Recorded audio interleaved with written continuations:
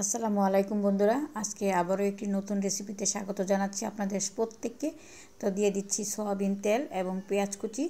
তো পেঁয়াজ কুচিটা একটু হতে হবে, মানে পেঁয়াজের রসটা টানতে হবে। তো পেঁয়াজের রসটা টানা হয়ে গেছে, এর মধ্যে দিয়ে দিয়েছি আমি 1 কাপ পরিমাণ পানি। তো এখন এই পানির মধ্যে আমি দিয়ে দিব মশলা। তো দেখেন মশলা হিসাবে আমি কি দিচ্ছি। প্রথমে দিয়ে দিচ্ছি মরিচের গুঁড়ো, 1 চামচ মরিচের গুঁড়ো দিতে হবে, চায়ের চামচের 1 চামচ। তো এবার দিয়ে দিচ্ছি হলুদের গুঁড়ো, এইটাও চায়ের চামচের 1 চামচ দিতে হবে।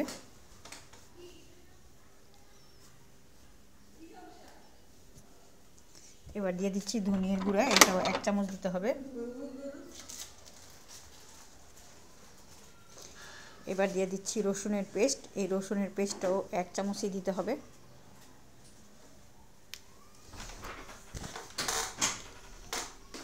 এবার দিয়ে দিচ্ছি আদার পেস্ট, এটাও আমি 1 চামচই দিলাম।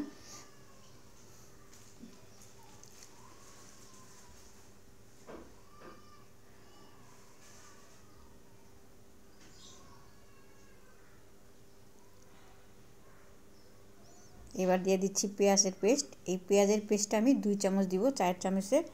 তো এবার দিয়ে দিচ্ছি গরম মশলা, এখানে আছে এলাচি, দারচিনি, লবঙ্গ, কালো গোলমরিচ। আসলে আমি যেই মশলাটা ব্যবহার করলাম, দিয়ে দিচ্ছি লবণ স্বাদ মতো দিতে হবে। আমি এখানে যেই পরিমাণ মশলা ব্যবহার করছি, আসলে এই পরিমাণ মশলাটা আমি আমার নিজের পরিমাপ করে দিছি, কিন্তু এখানে কতটুকু আমি গরুর কলিজা নিছি সেটার মাপ নাই, এটা ফ্রিজ থেকে নিছি। তো মশলাটা কষানো হয়ে গেছে ফ্রিজ থেকে, মানে 1 কেজি গরুর কলিজা ছিল, সেখান থেকে আমি আরও একদিন রান্না করছিলাম। তো সেদিন কম রান্না করছিলাম, আজকে বেশি রান্না করতেছি। তো মশলার মধ্যে এবার দিয়ে দিচ্ছি গরুর কলিজাটা।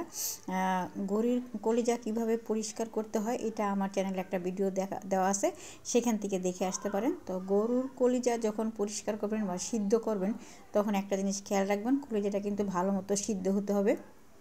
তা না হলে কিন্তু কলিজার ভিতরে রক্ত থেকে যাবে এবং সেটা রান্না করলে পরবর্তীতে খেতে কিন্তু ভালো লাগবে না, প্লাস্টিক মনে হবে। সেই জন্য যখন গরুর কলিজাটা সিদ্ধ করবেন পরিষ্কার করার জন্য, তখন এই জিনিসটা অবশ্যই খেয়াল রাখবেন। এবার দিয়ে দিচ্ছি শীতকালীন সবজি, মটরশুঁটি এবং নতুন আলু। তো এই শীতকালীন সবজি, নতুন আলু এবং মটরশুঁটি দিয়ে আমি আজকের কলিজাটা ভুনা করে আপনাদের সাথে শেয়ার করতেছি। তো সব কিছু দেওয়া হয়ে গেছে, এবার এটাকে একটু উল্টিয়ে পাল্টিয়ে দিব ভালো মতো, তারপরে ঢাকনা দিয়ে ঢেকে দিব। তো আমি এবার এটাকে ঢাকনা দিয়ে ঢেকে দিচ্ছি। তো আমার আজকের ভিডিওতে আমাকে সাহায্য করছে আমার ছোট মেয়ে। কিছুক্ষণ সময় নিব, দেখি কি অবস্থা। এখনও হয় নাই, আরও হতে হবে, কষানো হয় নাই। তো দেখেন ঝোল রয়ে গেছে, এই ঝোলটা সম্পূর্ণ শুকিয়ে নিতে হবে, তারপরেই কষানো হবে। তো এবার দিয়ে দিচ্ছি সামান্য মেথি পাউডার, এটা সম্পূর্ণই অপশনাল, আপনি দিতেও পারেন নাও দিতে পারেন।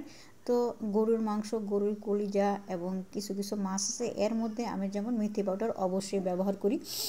এটা আপনাদের ব্যাপার, দিতেও পারেন নাও দিতে পারেন, সমস্যা নেই, দিলে ভালো, না দিলে সমস্যা নেই। আবারও ঢাকনা দিয়ে দিচ্ছি।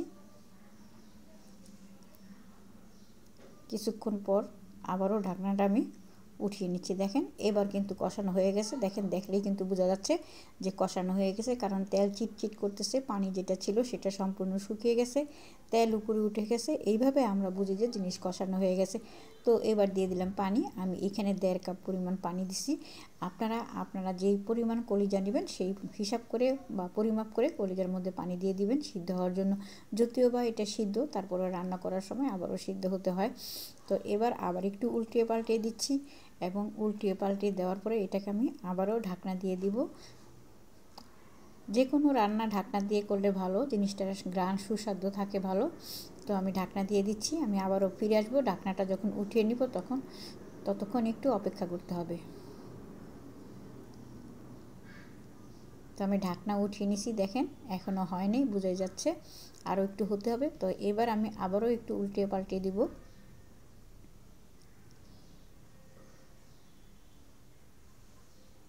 তো খেয়াল রাখবেন হাঁড়িতে যেন লেগে না যায়।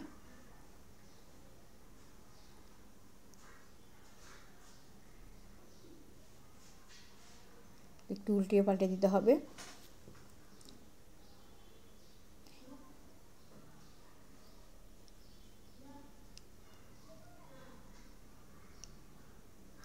তো দেখেন রান্না কিন্তু কাছাকাছি হয়ে আসছে।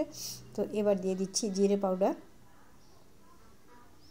যেহেতু রান্না কাছাকাছি হয়ে আসছে, চুলাটা কিছুক্ষণের মধ্যে অফ করে দিব।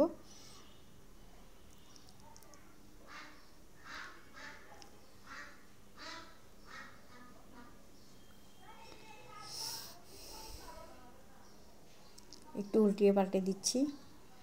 অনেক ধোয়া, বোঝা যাচ্ছে না। তো ধোয়াটা শেষ হয়ে গেছে। দেখেন এখন তরকারিটা দেখতে কতটা সুন্দর লাগতেছে, বোঝাই যাচ্ছে যে তরকারিটা হয়ে গেছে। আসলে যখন তরকারি হয়ে যায় তখন কিন্তু তরকারির চেহারা দেখলেই বোঝা যায় যে তরকারি হয়ে গেছে। আমরা এটা অনেকেই বুঝতে পারি, অনেকেই বুঝতে পারি না। তো এখন আমি চুলাটা অফ করে দিচ্ছি এবং নামিয়ে নিচ্ছি। তো দেখেন আমি নামিয়ে নিচ্ছি তরকারিটা। এখন দেখেন কেমন লাগতেছে। এটা দেখতে যেমন হয়েছে সুন্দর, খেতেও কিন্তু ততটা মজা। তো এইভাবে কিন্তু শীতের দিনে গরুর কলিজা ভুনা করতে পারেন, এটা খেতে ভালো লাগে, এটা সবাই খাবে বাড়ির। তো আজকে এই পর্যন্ত, সবাই ভালো থাকবেন, আল্লাহ হাফেজ।